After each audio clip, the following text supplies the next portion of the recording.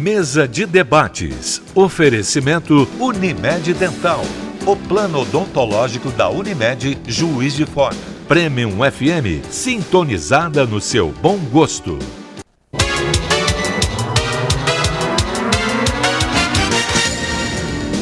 Está começando mais uma mesa de debates ao vivo aqui pela TV Juiz de Fora. Devido à proximidade das eleições, ao longo dessa semana, estamos debatendo temas essenciais para a nossa sociedade. E no programa de hoje, nós vamos falar sobre os desafios da educação. Eu apresento agora a debatedora do programa de hoje, doutora Jane Aragão, diretora do Grupo Circom. Bom dia, doutora Jane. Bom dia, Luciane, parabéns. Bom dia, nossas convidadas. Bom dia, telespectadores. Como sempre, Luciane, eu gosto de deixar aquele recadinho. Quem não viu o programa ontem, do nosso médico, Dr. Marcos Lotelier, o programa ficou ótimo. Ele é uma pessoa assim, que passou uma mensagem muito boa, muito gostosa. Então, a gente ficou assim, muito feliz de ter entrevistado ele. Então, você poderá assistir a reprise no sábado, às 18 horas. Então, a gente vai depois colocar no YouTube, mas até então é bom que você veja às 18 horas no sábado. E também você que ainda não sabe a sua profissão, vem estudar no Colégio Pio XII. E essa mesa hoje aqui é cheia de educadoras, todo mundo vai te convidar, vai te convencer a vir fazer a sua matrícula no Colégio Pio XII até o dia 31. Então, nós estamos aí com as portas abertas, são 8 cursos, você pode escolher, ainda tem o ensino à distância, então venham estudar no Colégio Pio XII, você vai ver a diferença. Você chega com diploma de qualquer escola, chega com diploma do Pio XII, sinceramente, gente, quem está com o diploma do Pio XII tem um certo privilégio. E nós estamos fazendo convênio com vários lugares. Então, com o comércio, estamos fazendo com o sindicato. Nós estamos fazendo convênio para que você consiga pagar realmente essa mensalidade. Tem muitas empresas, Luciane, que estão se propondo a qualificar o seu funcionário pagando a sua escola. Então, vale a pena. Vem estudar conosco. É a última semana, hein? Depois dessa, só janeiro. Só com janeiro, certeza. Próximo semestre. É isso aí. Muito obrigada. Obrigada, doutora Jane. Obrigada a você. Agora nossas convidadas do programa de hoje. A professora Débora Ricardo. Seja bem-vinda, Débora. É sempre um prazer recebê-la aqui. Obrigada. É um prazer estar aqui com vocês, falando de um tema que eu gosto muito, que é a educação. Falando de EAD, que é uma coisa que vem e está sendo agora mais divulgada, mais debatida. Enfim, muito obrigada pelo convite. Obrigada. E eu apresento também a diretora Alessandra Monza. Seja bem-vinda. Bom dia, obrigada, Luciane. Obrigada, meninas. Bom dia. Bom dia aos nossos telespectadores e torcendo para que a gente tenha um debate proveitoso. E a professora de Políticas Públicas, Lorene Figueiredo. Seja bem-vinda, Lorene. Bom dia, muito obrigada pelo convite. É um prazer retornar a essa casa. Eu já estive aqui alguns anos atrás. Prazer estar numa mesa só com mulheres e mulheres para discutir um tema que é tão importante para a nossa sociedade, para esse país hoje, a educação. Então, quero saudar a iniciativa da TVE e dizer que é uma alegria estar aqui hoje. Muito obrigada. Obrigada. Metade dos docentes no país não recomenda a própria profissão. Dados de um levantamento feito pelo IBOP em parceria com a Rede Conhecimento Social revelam que apenas 21% dos professores estão totalmente satisfeitos com a carreira. Pergunto para vocês, gente, a valorização dos professores, o que é preciso ser feito? Valorização.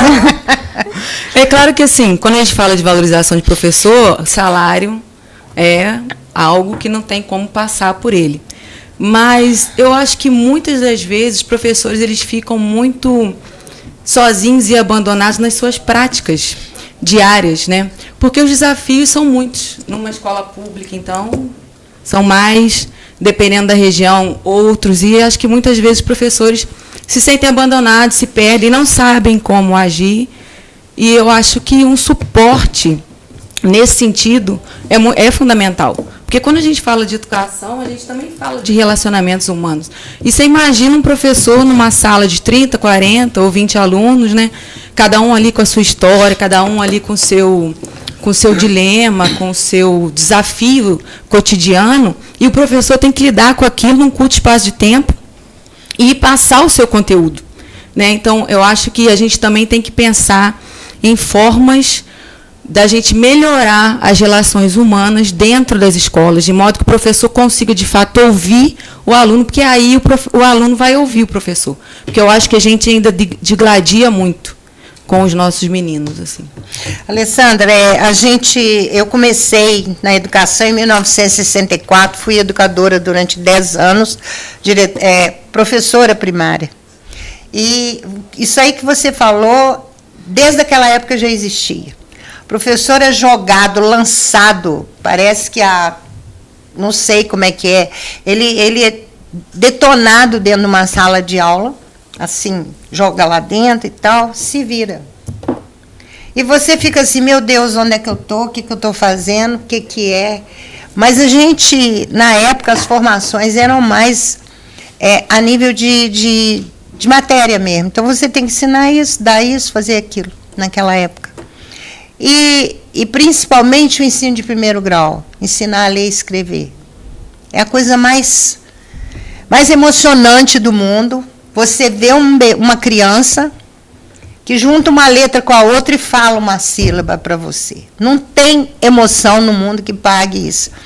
Eu só queria te fazer uma pergunta boba. Se vocês acham, né, aí quem puder também responder e quiser, que o ensino, que o educador é também um sacerdócio? Eu gostaria de comentar. Vamos embora.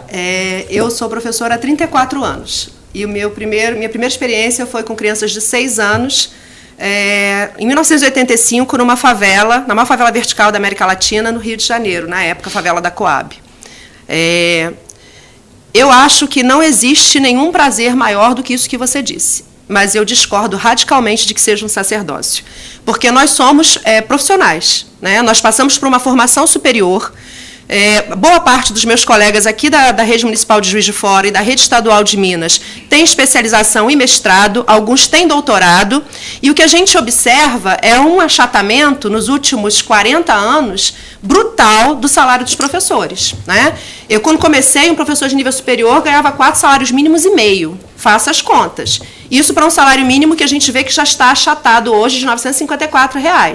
O salário do DIEESE, né, para que a gente pudesse ter uma vida digna como família, está em torno de 3.790 e pouco. Um professor ganhando 2.000 e poucos reais é um abuso. Só para vocês terem uma ideia, um médico recém-formado ganha 13 mil e alguma coisa de piso salarial, né? Eu não acho que o médico tem que ganhar menos, eu acho que o professor tem que ganhar mais. Todos os países que a gente admira, da OCDE, né, que tem excelentes desempenhos no PISA, né, no Índice Internacional de Avaliação de Educação Básica, são países em que o médico, o juiz e o professor ganham igual. Mas a carreira mais concorrida é a de professor, justamente porque ela é socialmente mais valorizada e esse professor tem um apoio. Agora, na escola básica, só para completar mesmo o meu comentário, a gente está vivendo um processo também, do ponto de vista das relações sociais, brutal, né, de conflito social aberto. Nós temos 44 milhões de pessoas que recebem menos do que o salário mínimo hoje no Brasil. R$ 136 por mês ganham 14 milhões e 700 mil trabalhadores. E um desemprego aberto de 33 milhões de pessoas para uma população economicamente ativa de 150 milhões, se tiver em torno disso. Depois eu checo os dados.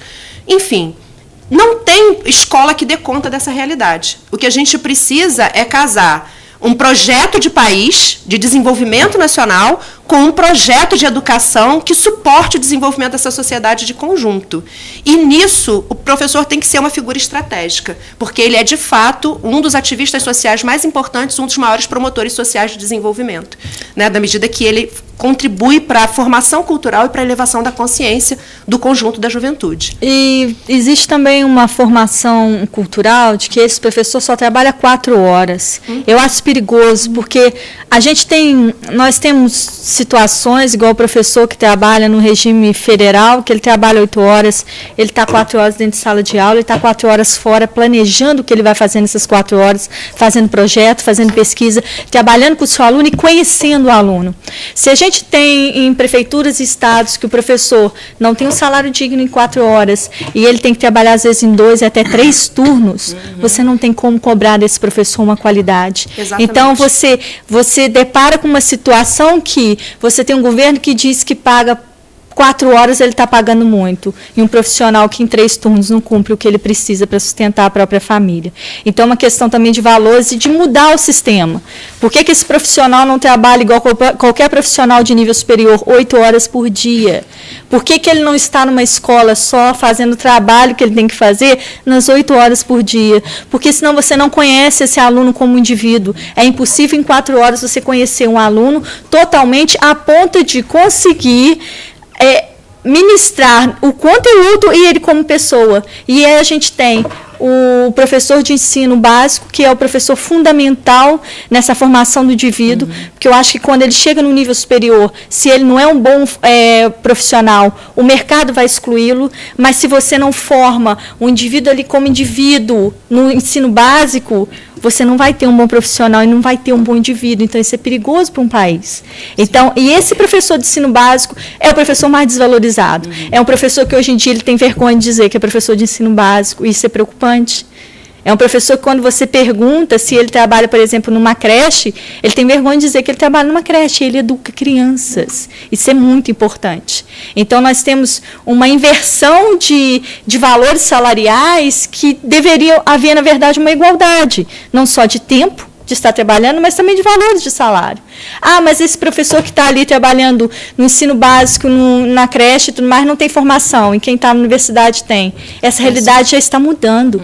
Nós temos professores de sala de aula que trabalham com alfabetização, que são doutores. Nós temos doutores trabalhando em creche. Sim. Então, essa visão de qualificação já está ultrapassada. Então, está na hora da gestão começar a pensar nesse professor como alguém qualificado, que não está sendo pago e não está sendo valorizado ao nível de qualificação que ele tem hoje em dia. Pode. Eu só gostaria de ressaltar que não é uma questão de gestão exclusivamente, né? É uma questão de projeto.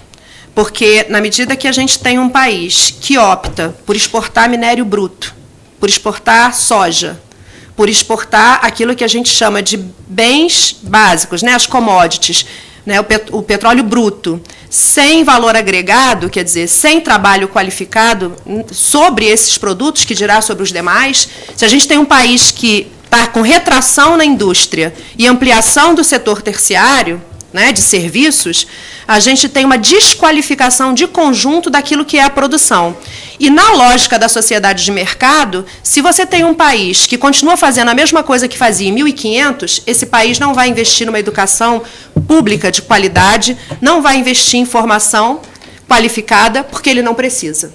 E é isso que a gente está vendo acontecer com o desgaste e o desmonte da educação pública nesse país. Né, porque não existe uma perspectiva de desenvolvimento que dê suporte àquilo que nós, professores, sonhamos e que o conjunto dos trabalhadores desejam. Uma educação robusta para que a gente realmente possa pensar não só no desenvolvimento individual desse ser humano, mas pensar um projeto de sociedade, como eu disse antes. Intervalo. Vou chamar o primeiro intervalo de hoje e voltamos já com a mesa de debates falando sobre educação.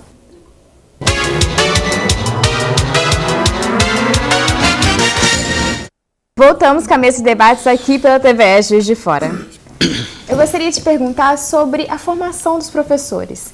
Em alguns países, além de pagar um pouco a mais para esses profissionais, valorizar no salário, também existe o fator da nota de corte para entrar no curso de pedagogia. Aqui no Brasil, 70% das pessoas que passaram o curso de pedagogia tiveram nota abaixo da média no Enem.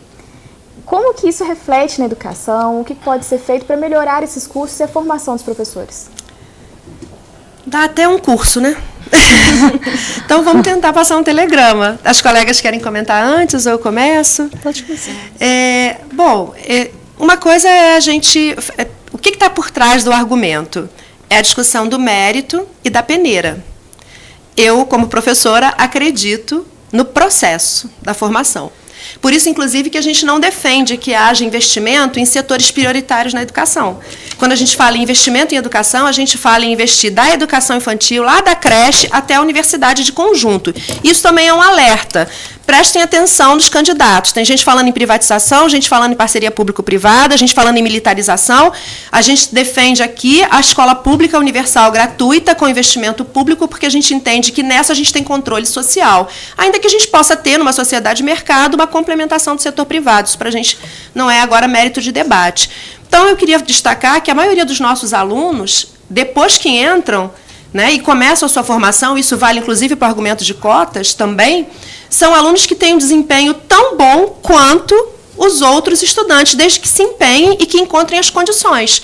A realidade hoje é que, a partir do golpe de 2016, a gente passou a ter maior corte. Já vinha acontecendo no governo Dilma, né? Cortes no orçamento das universidades, e que agora a gente chegou ao corte das bolsas da CAPES, para todos os níveis de formação. Então, nós estamos passando por um processo de sucateamento da universidade pública.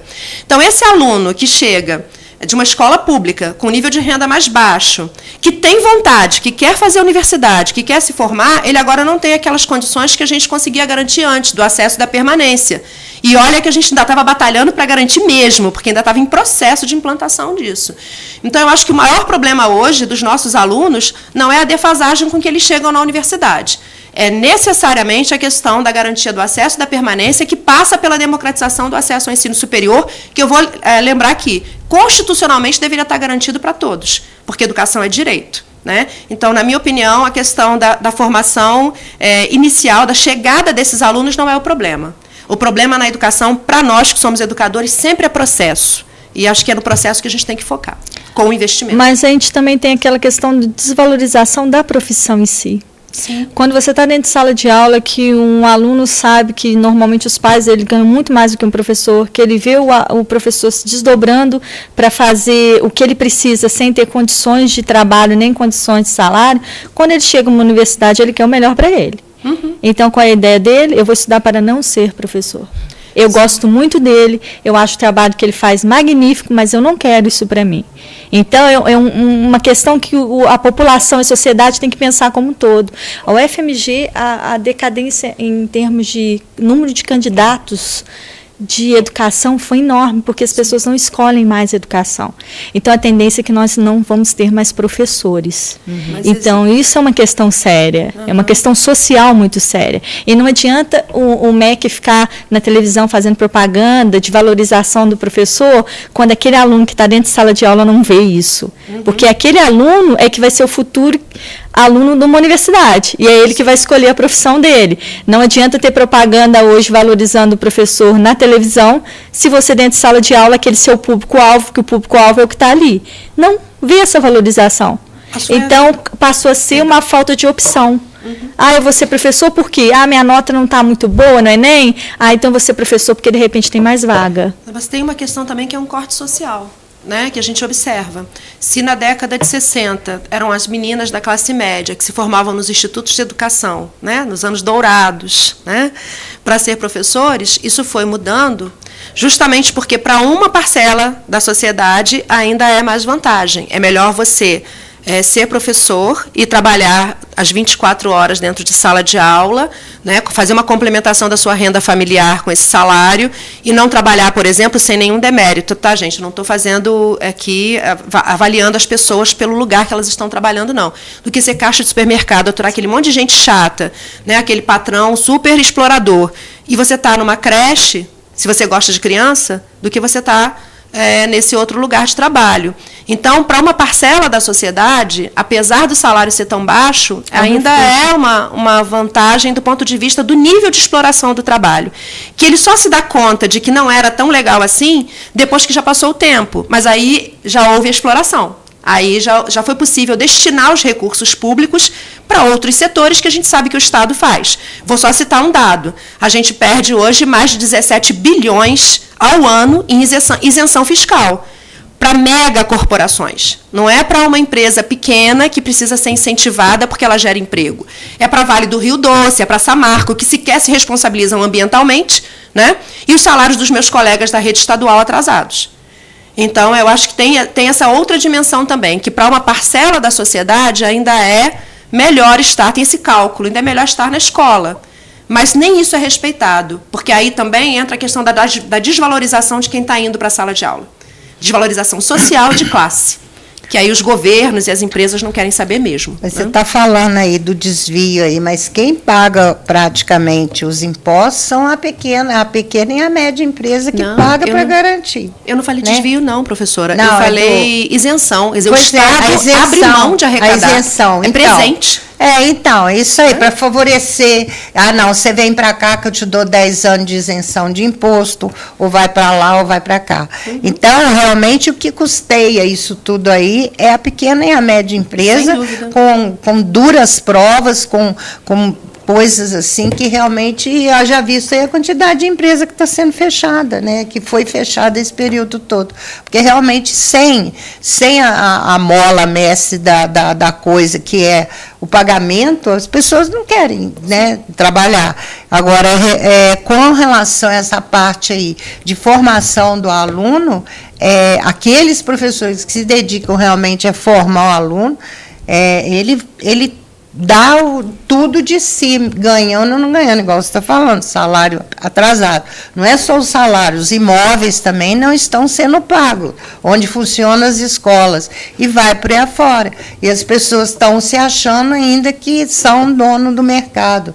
Igual você falou, projeto, tem que ter projeto, a gente tem que ter projeto para tudo, e cada um de nós tivemos uma mesa de economia aqui ontem, cada um de nós temos que ter o nosso projeto. E o nosso projeto, principalmente nas mulheres, né, que hoje é uma mesa só de mulheres e educadoras, a gente tem que trabalhar esse projeto, sabe? Para a nossa vida individual, porque se cada um fizer o seu soma com o dela, soma com o meu, e vai ficando maior, né? E a opinião é essa. Concordar com a Lorena, porque o professor está em permanente processo de formação. Claro. Né? Isso aí, a gente tendo pouco tempo de carreira ou não, a gente está a todo momento se formando. Então, o fato das notas serem, né, mais baixas e tal, não acho que seja algo que a gente deva, né, ter uma preocupação. A gente tem que se preocupar com o processo. Né? Como é que a gente vai formar? Cada um evolui dentro do seu tempo. Exatamente. Né? E eu só quero... assim, o salário do Estado realmente, né, tá tendo seus problemas, mas eu acho que também a gente precisa avaliar o que está acontecendo no país, né, o que aconteceu desde 2016, né, se os repasses foram feitos ou não do dinheiro que é dedicado à educação. Acho que outras coisas também precisam ser levadas em consideração. Sim, porque a gente tem um país que, por mais problemas que nós temos no ensino público, o privado que também passa dificuldade, porque também depende do governo, esse subsídio é para todo mundo, se o país vai mal, acaba atingindo todas as camadas, e nós temos um país muito rico. O Brasil é rico, é fato. Ele não é bem administrado, mas que ele é rico é. É um país que você tem agricultura, você tem comércio, você tem gente muito criativa, gente que se qualifica. Então, quer dizer, é um país rico que não sabe para onde ir. Eles estão indo, eles sabem. Entendeu? Então, eu acho que é um patamar que a educação tem que começar a trabalhar. Se um aluno faz um projeto dentro de sala de aula, se ele começa a trabalhar economia dentro de sala de aula, é um aluno que futuramente ele sabe dizer para onde ele quer ir. E eu acho que, infelizmente, nós temos adultos, pessoas que estão em universidades, formando profissionais, que ainda não sabem esse caminho. E isso é perigoso numa sociedade. Vou chamar um rápido intervalo e voltamos já com a mesa de debates aqui pela TV Juiz de Fora.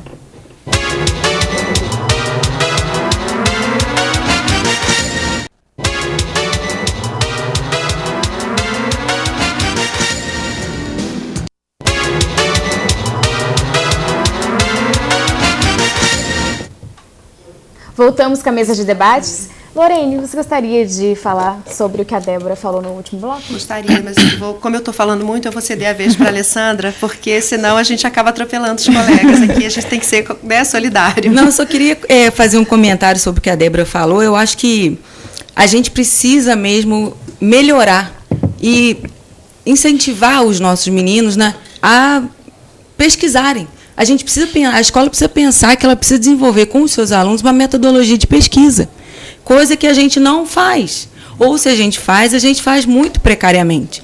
Sim. Eu vejo alguns professores reclamando, mas eu pedi para o menino ler um texto, falei quando estava na internet para ele fazer uma reflexão sobre aquilo, ele não conseguiu, ele não vai conseguir, porque ele não sabe ler aquilo. Né? A gente não tem ainda, na grande maioria das escolas, nesse formato que a gente ainda tem, um caminho que ensine o menino, de fato, a pesquisar. A realidade é que a gente aprende a pesquisar quando a gente chega na universidade, quando a gente chega no ensino superior. E esse tipo de comportamento tem que vir lá de baixo. Né? E a gente precisa pensar nisso, a escola precisa refletir sobre isso, porque aí também, consequentemente, a gente vai acabar tendo no Enem, né, notas de corte maiores, né, se essa, né, é uma preocupação pertinente. A gente precisa investir em projetos de metodologia. E educação financeira. São coisas básicas do indivíduo, porque eu acho que a escola básica às vezes se preocupa muito no indivíduo chegar numa universidade.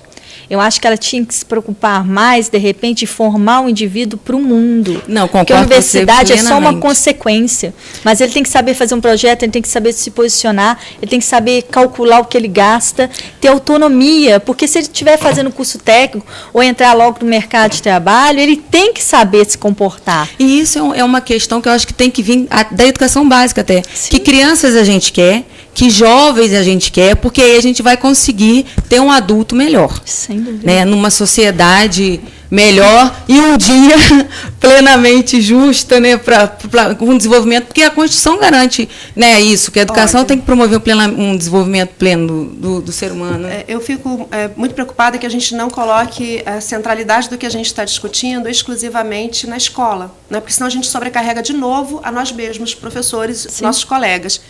Eu acho que a gente tem que formar um menino melhor, sim. Mas imagina o que significa formar um menino melhor para um professor que está trabalhando numa cidade do Rio de Janeiro com uma intervenção militar em que, nos últimos meses, houve um aumento dos assassinatos. O que significa você formar um menino melhor numa escola pública no Rio de Janeiro, né, no caos, na quebradeira econômica que está a economia do Estado do Rio e que nós estamos caminhando para ela também em Minas? E detalhe, isso não é privilégio de má gestão de A, de B ou de C. Isso, como eu estava dizendo, é um projeto. E por isso que eu queria discutir aquilo que Débora falou, da direção para onde o país está indo. Né? A elite econômica desse país, e eu não estou falando de pequenos empresários, estou falando dos grandes empresários, dos banqueiros, eles estão fazendo uma opção clara, né, de valorizar o capital rentista, o capital dos juros, dos bancos. Né? Daí a contração da indústria, e daí a ampliação do setor de serviços, que muitas vezes vai trabalhar associado a essa remuneração de capital. E aí a gente vai ver que não existe economia que sustente esse processo de desenvolvimento. Né? O Brasil é um país hoje que é a 8ª economia do mundo. Entre mais de 190 países, nós somos o 8º mais rico. Não é para a gente ter 44 milhões de desempregados, não é para a gente ter criança passando fome, não é para a gente ter um salário mínimo de R$ 954 e uma contração de mercado que coloca a gente numa crise. E muito menos ter Estado falindo.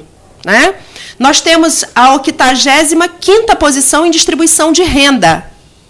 Nós somos um país extremamente desigual, brutalmente, violentamente desigual. E aí não tem processo de desenvolvimento que sustente esse modelo no longo prazo.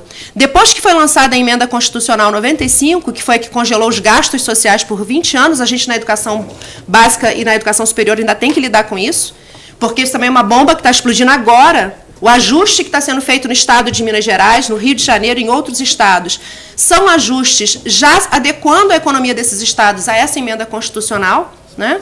Depois que ela foi lançada, né, nós estamos investindo o mesmo que países como, sem demérito de novo, tá, gente? Congo, Bangladesh, Madagascar, Nigéria, Turcomenistão. Nós fazemos parte de um seleto grupo de 11 países, em mais de 190, que não investem nem 15% do seu orçamento anual com infraestrutura e com direitos sociais. Né? Nós vivemos um país que, em 2023, se nada for feito, vai estar gastando 96,3% do seu PIB, de toda a riqueza que produz, com pagamento de juro para banqueiro, nacional e internacional. Então, nós estamos fabricando a bancarrota do Brasil. A quem interessa a bancarrota do Brasil? Não é os brasileiros. A quem interessa que esse país se comporte como uma colônia de novo? Não é os trabalhadores daqui, não é os professores da escola pública e não é os nossos alunos, né? Então, por isso que eu quis retomar esse elemento, porque como nós estamos aqui discutindo, ainda que com alguns eixos, né, das propostas, que essa é a proposta da semana, né? Discutir os eixos dos candidatos à presidência da República, eu acho que um elemento que é incontornável é a discussão da política fiscal, e eu vou dizer, não é crise, nós não temos crise fiscal no Brasil, o Brasil tem superávit primário positivo desde 2013, tá? Perdão, corrigindo o dado. Nós estamos com um problema de política fiscal, de opção de valorizar capital rentista. Então, nenhum candidato que se disponha a botar a mão na massa para tratar do problema da dívida pública e para tratar da revogação da Emenda Constitucional 95 pode ser levado a sério em nenhuma outra política, nem de segurança, nem de educação, nem de saúde, nem de infraestrutura, nem de desenvolvimento. Porque isso é um limitador claro de qualquer projeto de desenvolvimento autônomo. Ele pode até falar, mas ele vai falar nesta mesma linha de seguir valorizando o capital rentista. E aí não tem nem projeto de educação. A gente pode querer fazer todos os projetos criativos dentro da escola, e eu tenho toda a confiança nos meus colegas da educação básica, eu tenho certeza que são pessoas que estão lá resistindo de maneira muito digna, mas não tem projeto que se sustente. Gostaria de perguntar a vocês sobre a Base Nacional Comum Curricular e sobre a questão da reforma do ensino médio. Qual que é a opinião de vocês em relação a isso? A Base Nacional Comum Curricular, essa é a terceira versão dela, né? E ela busca, na verdade, homogeneizar um currículo num país que eu acredito, com toda essa extensão territorial, com as diferenças das regiões, com a formação histórica de cada região, não dá para ser, né? A base não dá para ser. E outra coisa é a reforma do ensino médio. Eu, né, discordo totalmente dela. Não tem como a gente trabalhar unicamente as disciplinas de português e matemática no ensino médio. São válidas, sim, são válidas. A forma... Outra coisa também que a gente tem que parar para pensar nessa reforma do ensino médio é que ela foi feita por uma medida provisória, né? Não houve um debate. A base não houve debate, né? Tem um professor da Federal do ABC, que eu não vou me lembrar o nome, mas ele conseguiu pesquisar, né, abrir os tais dos microdados da pesquisa lá, e ele viu que os 12 milhões que eram ditos, né, de participação não condizem com a realidade de quem mexeu ali, de quem realmente teve uma participação, né? E a sociedade precisa ter isso em mente. Que a BNCC foram 3, essa última extremamente danosa, extremamente criticada pelos grandes pensadores da educação desse país, e a reforma do ensino médio é trágica. Na verdade, eu tenho muito medo desses debates, dessas reformas, porque eu vejo que é uma característica do nosso povo, do Brasil como um todo, a gente debater muito, fazer e refazer, colocar no papel, ficar lindo e depois não sair para a prática. Isso é muito preocupante. Eu estou vendo essa reforma aí voltar, professor debate, gestores debatem, políticos tiram, políticos colocam, e aí pode ficar lindo, porque nossa Constituição, as nossas leis são uma das melhores leis do mundo. Ela é bem escrita. A nossa lei dos menores, nossa, é elogiada na Europa, Estados Unidos, Japão, elogia nossas leis. E o que a gente faz com elas? Então, isso me preocupa muito. A gente vai fazer uma reforma, na reforma base e do ensino médio. E o que a gente tem de prática para colocar isso em ação? Entendeu? Porque eu vejo professores debatendo, isso não vai ficar bom, aquilo não vai ficar bom, e gestores debatendo, e eu vejo ir e voltar, e eu penso, o que eles estão pensando que eles vão fazer depois que isso estiver pronto? Eu te conto. Sabe? Nós vamos ter uma lei muito bonita, uma lei que funciona, né, teoricamente. E aí? A gente vai ter escola para isso? Vai ter infraestrutura? Vai ter professor preparado? O nosso aluno vai começar a trabalhar também nesse regime? E aí, se pensou socialmente em termos de diversidade, como é que essa lei que engloba o todo vai trabalhar também em pontos paralelos? Porque quando você tem um todo, você também tem que trabalhar em pontos de diversidade. Eu acho que essas coisas não estão sendo pensadas. E eu vejo muita discussão, pouca ação e solução. Isso me preocupa. Eu posso comentar? Eu vou chamar o último intervalo do nosso programa e voltamos falando sobre esse assunto, sobre a reforma do ensino médio.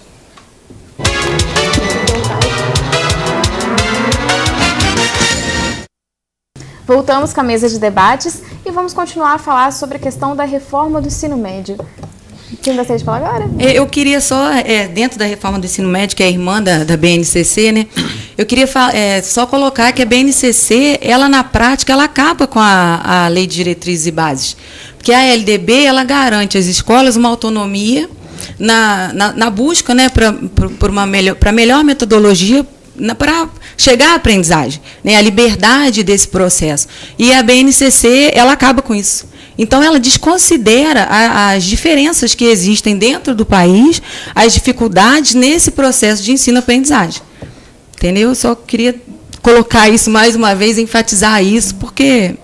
Eu tenho acordo com a Alessandra. O grupo de pesquisa que eu coordeno, a gente trabalhou um pouco com a análise da BNCC e da reforma do ensino médio, e a gente observou que a BNCC, na verdade, provoca uma inversão na legislação, porque ela acaba fazendo esse movimento que a Alessandra chamou a atenção e ela passa a regular também, entre outras coisas, a produção do material que vai ser destinado à formação desses estudantes e à própria formação do professor. Quer dizer, na verdade, a gente tinha uma formação de docente, que era uma formação ampla, robusta, científica, e agora o que vai fundamentar a formação desse professor é uma base nacional curricular comum, que na verdade é para a educação básica. Então, a gente vê um rebaixamento geral da formação, inclusive, do professor. Agora, eu tenho muita preocupação também, e outra coisa, a base ela foi feita numa perspectiva de pesquisa de opinião, né?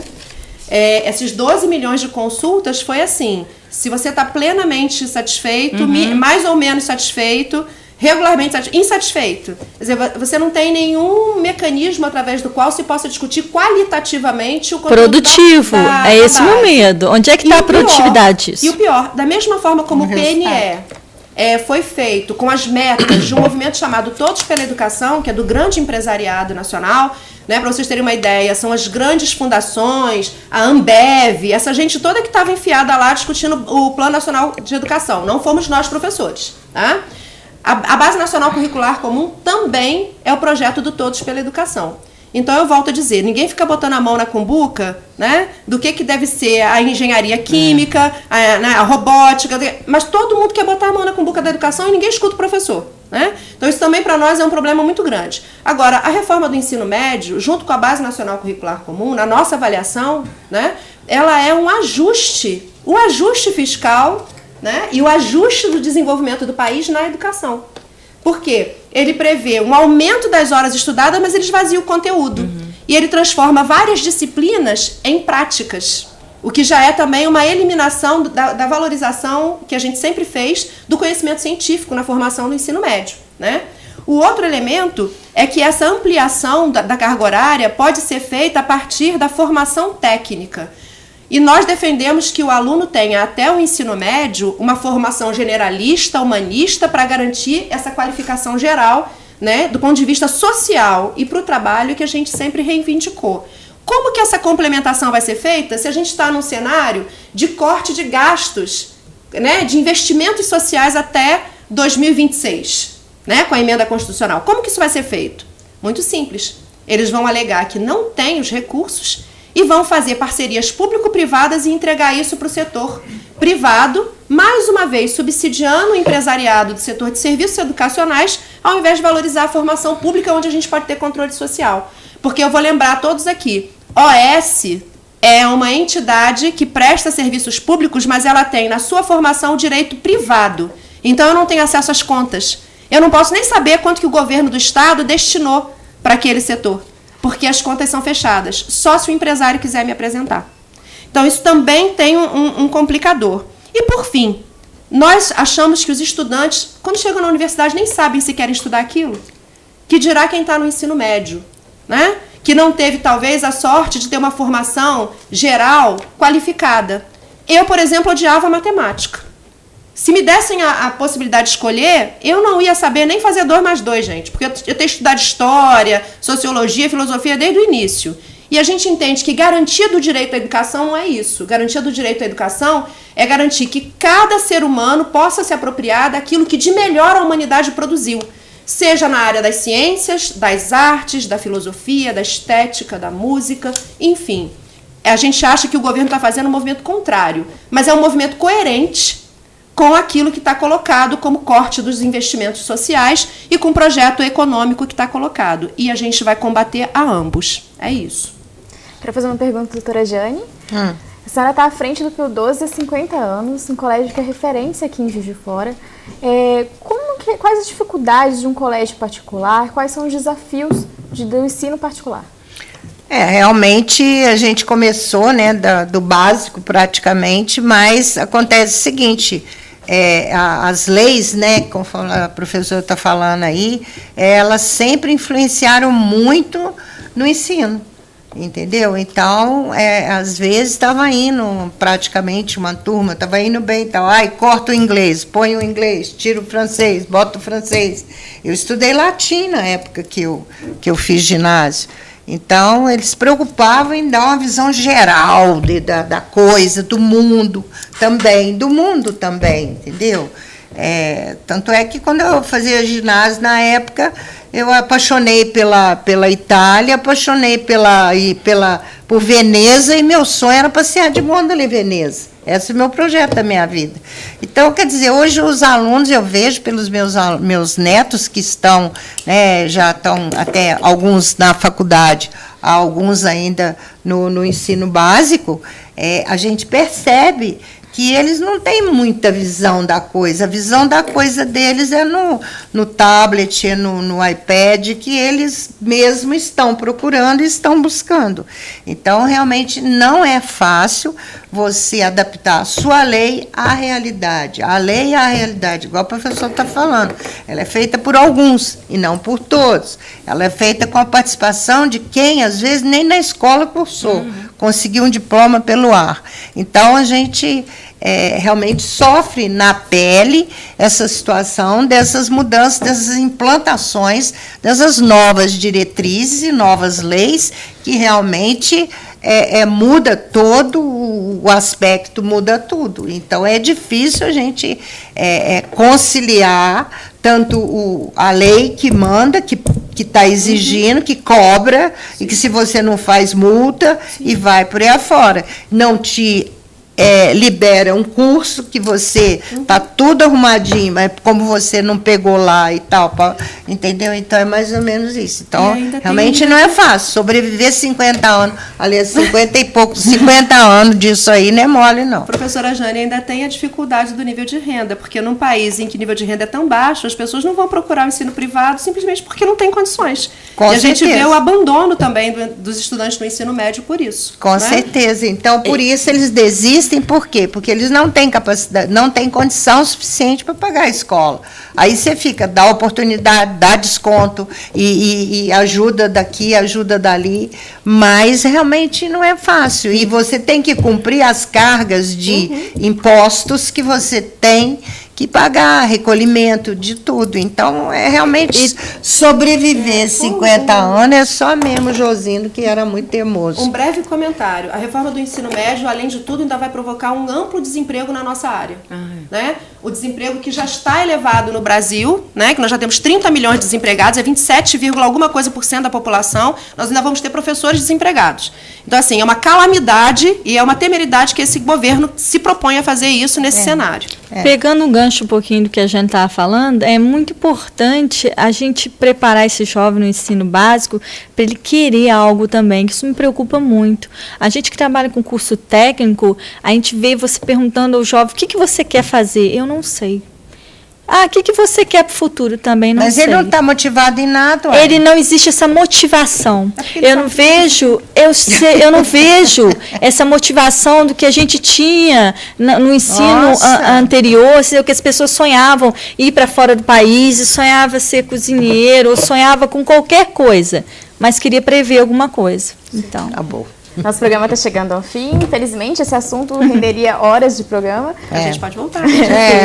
Vamos voltar a discutir. Sim, eu gostaria de agradecer a participação de todas, da doutora Jane, a gente se vê na semana que vem. E eu gostaria também de agradecer sua companhia e te convido para nos encontrarmos novamente amanhã às 11 horas da manhã, ao vivo aqui pela TV Juiz de Fora. Tem a reprise do nosso programa hoje às 18 horas e você também pode conferir essas e outras edições do nosso programa a qualquer momento no nosso canal no YouTube. É só procurar por TV Juiz de Fora ou no aplicativo Diário Regional JF. Obrigada pela sua companhia e até amanhã. Uma boa tarde para você. Tchau.